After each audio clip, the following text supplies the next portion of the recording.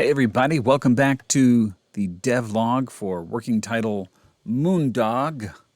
And in this episode, as per my promise, we're going to go and visit some other space systems and it'll be lots of fun. We'll look at the map, we'll look at the jump rings. So I moved my ship out close to one of the jump rings to show it to you because I thought it was pretty. And it's got a little animation. It kind of just has a hard transition. I want to add some particle effects on it here and stuff, but I'll just get a hard transition if I get too close. Kerblam. Pretend you got sucked into it and it looked really cool and all that. Zoop, zoop. And then we wind up on the map screen, which would allow you to pick out different places you're going to go to. This is a little bit rough in the look of it. Like I said, I'd much rather be working on code and making stuff work instead of making it super pretty. You need a few visual hints here and there of things that'll look neat just to kind of give you an idea of what it might look like. Like maybe those stars are the way it's going to look. Who knows? The star background is going to change. A lot of stuff's going to change. The functionality of this works, though, as you can see. Too far, I don't even get the name of it, but I'm close to Verga and I can jump. The idea here is that it would cost you money to do these jumps because a lot of the game is about trading cargo and trying to make money and get going. And I need a way to just charge you for stuff to keep you from just maxing out all your cash because that's no fun.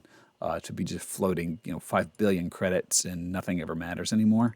But now that I'm here, you can see I cannot reach whatever that planet is, but I can reach Tau Minor and Epsilon. Eventually, you'll be able to, I think, upgrade your ship's jump drives to where you can get a little further. That'll allow you to go that way and get into some other planets. But for the beginning bit of the game, you'll just be kicking around these 4 systems here trying to make money and then find out where you can go to get your ship upgraded. So there you go. That's just production value. And we would go to Epsilon and there would be a cool warp effect. Pew, pew, pew, pew, pew. So you have to use your imagination and then exit the ring and boom, we kick us out. And here we are in Epsilon system. As my handy dandy GUI will tell you, woo, Epsilon system, location Epsilon. And if you're paying attention to the location of the jump gate where it's facing and you don't get lost, the solar system would be that way. Epsilon is a much bigger star system than the previous one, Danda. So coming here, you definitely want to have made sure to upgrade your engines because you start out at a snail's pace, and this would be painful otherwise.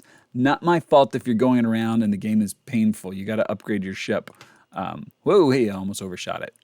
Park, turn and burn, turn and burn. There we go. So I found a ring that's at one of the planets, but I don't know where it is. I'm probably going to have some sort of a interface up there for navigation systems that come online. And I'm drifting. I'm getting pulled into the sun.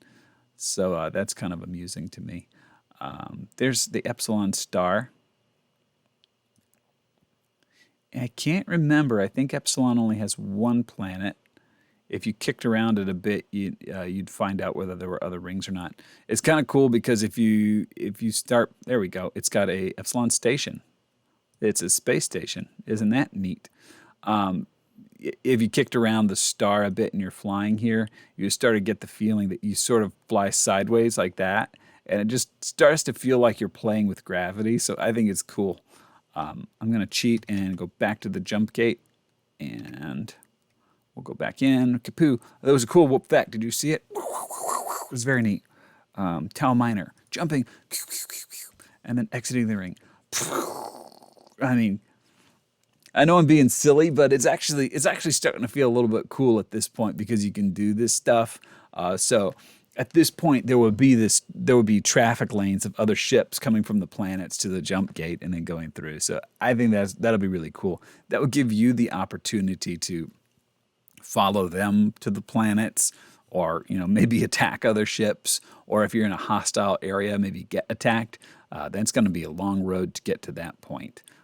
So we've reached just about the point where I've created all the stuff that I have created, but I'm going to show you that this sun, and there we go, Perseus Rock, that's a different planet, and we're in Tau Minor.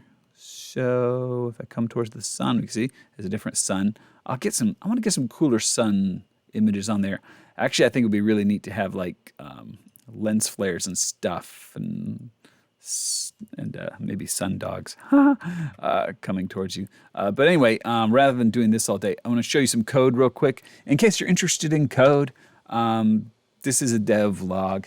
The main command, the system command, has got a array of all the star systems that you could possibly go to, and I got some notes on there about what I was going to put on them.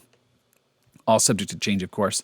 The sun, when it starts, is going to spawn all of these different planets. So that's why, if I go to the Danda system, it spawns the two planets called, at present, I call them Danny and L4. I don't see any reason to, to change that. And some of them will be plot-based stuff. I've been writing plot for the game and backstory and things, so that's pretty exciting. Next up, I've got a billion things to do. I really, really, really need to get a shop working.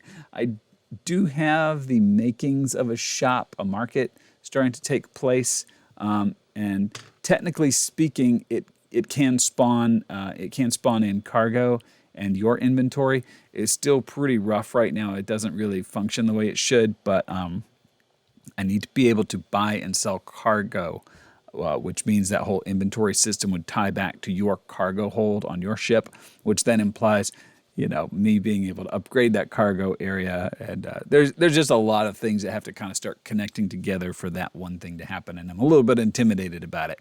But I've come this far, and I think I'm doing well.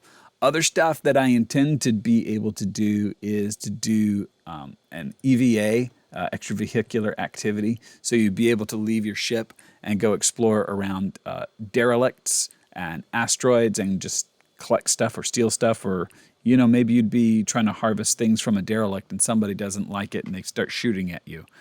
Anything could happen. We'll see what happens. We'll get back to you on future devlogs. That's all I've got scheduled right now. But anyway, tune back in here, and hopefully I will have some more stuff to show you, additional progress.